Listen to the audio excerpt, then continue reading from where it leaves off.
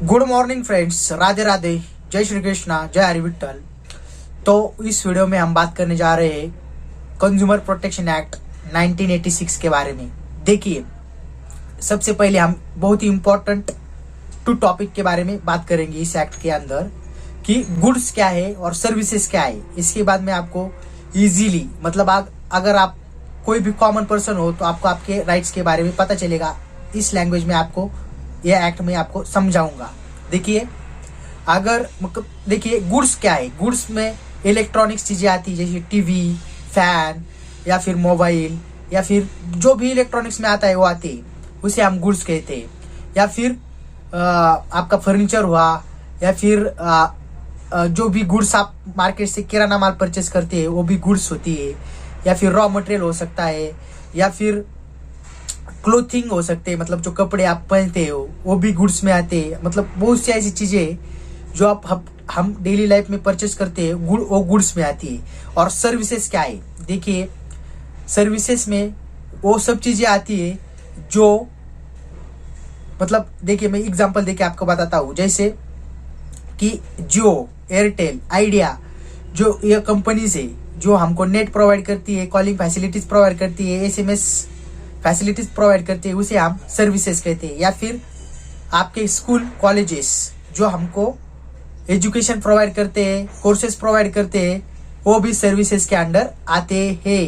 ये बहुत ही इम्पोर्टेंट बात है जो कि आप हमको समझनी है कि सर्विसेज में क्या आता है और गुड्स में क्या आता है, तभी आप कंज्यूमर प्रोटेक्शन एक्ट को अच्छी तरह से समझ जाओगे। तो मेरे ख्याल से आप समझ गए गुड्स क्या है और सर्विसेज क्या है। इसके बाद देखते हैं। देखिए, अगर आप एक कॉमन मैन हो, मिडिल क्लास फैमिली से हो, तो आप हर रोज मतलब रिच हो, पुअर हो, कोई भी हो, आपको हर रोज कुछ ना कुछ खरीदी करना पड़ता है। या किराना माल है या फिर कुछ भी आपकी डेली लाइफ में चीजें है जो आपको जरूरी है वो आप खरीदते हो। देखिए, जैसे आप वो चीजें खरीदते हो आप कंज्यूमर बन जाते हो। उसके बाद आपके राइट्स इन्फोर्स होते हैं। जो कंज्यूमर प्रोटेक्शन एक्ट 1986 में जो राइट्स दिए हैं वो इन्फोर्स करने आपको मतलब जरूरी है। आपके साथ कोई भी फ्रॉड होता है, आपके साथ कोई भी चीज ऐसी होती है जो आपको अच्छी नहीं लगती है, मतलब आपने कार खरीदी और उसके बाद आपको कंपनी ने बोले कि आपको 5 सर्विसेज इसके फ्री है, लेकिन उन्होंने सिर्फ 3 दिए, तो आप इमीडिएटली कंज्यूमर प्रोटेक्शन एक्ट के अंदर केस करवा सकते हैं, कंप्लेंट करवा सकते हैं और आपको उसके रेमुनरेशन या फिर कॉम्पेंसेशन डैमेजेस मिलने वाले हैं। आपका राइट्स प्रोटेक्ट होने वाला है, आपको अच्छे खासे पैसे मिलने वाले हैं। या फिर आप कोई मोबाइल खरीदा है, सिंपल चीज, और वो कंपनी है वो आपको रिप्लेस करके नहीं दे रही है, वो वारंटी के अंदर है। देखिए, गारंटी में और वारंटी में बहुत फर्क है। वो वारंटी के अंदर है और वो आपको रिपेयर नहीं करके दे रही है या फिर आपको रिप्लेस करके नहीं दे रही है, तो आप कंप्लेंट कर सकते हो, आपका राइट प्रोटेक्ट किया जाएगा। या कोई इंस्टीट्यूशन है, एजुकेशनल इंस्टीट्यूशन है, और वो इमीडिएटली आपका कोई काम नहीं कर रहा है, मतलब देखिए, आपने कहीं फीस भर रखी है एजुकेशन लेने के लिए, कोर्सेस लिया है कोई, और वो आपका वहाँ लेक्चर्स नहीं हो रहे, या फिर जो लेक्चर्स हो रहे हैं वहाँ जैसी क्वालिटी जिन्होंने बताया था वैसे आपको सर्विस नहीं प्रोवाइड की जा रही है, तो आप इमीडिएटली कंज्यूमर एक्ट के अंदर कंप्लेंट कर सकते हैं। देखते हैं कि इसमें आपको कंप्लेंट कैसी करनी है। देखिए, कोई भी कॉमन मैन, इसमें वकील की कोई जरूरत नहीं होती, कोई भी कॉमन मैन A4 साइज के पेपर पे पूरी कंप्लेंट, अपना नाम, एड्रेस, पूरे डिटेल में कंप्लेंट लिख के सबमिट कर सकता है।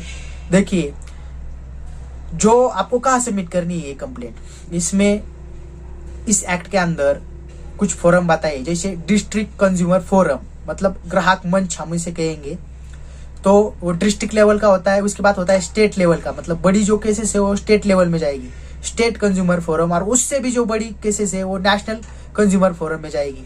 क्योंकि हम कुछ लोग जो होते हैं वो बहुत ज्यादा बिजनेसमैन होते हैं, उनको बहुत सी ज्यादा गुड्स करनी पड़ती है, परचेस करनी पड़ती है, तो उनके लिए नेशनल कंज्यूमर फोरम है। या छोटे भी हो आप और आपको कुछ रियल में जस्टिस चाहिए, न्याय चाहिए, तो आप नेशनल कंज्यूमर फोरम तक भी जा सकते हो। उसमें भी अपील्स होती है डिस्ट्रिक्ट से लेके स्टेट लेवल तक, और स्टेट के बाद नेशनल कंज्यूमर फोरम पे भी अपील होती है और वहां भी आप सेटिस्फाई नहीं होते तो आप सुप्रीम कोर्ट में भी, हाई कोर्ट में भी जा सकते हो ये केस लेके।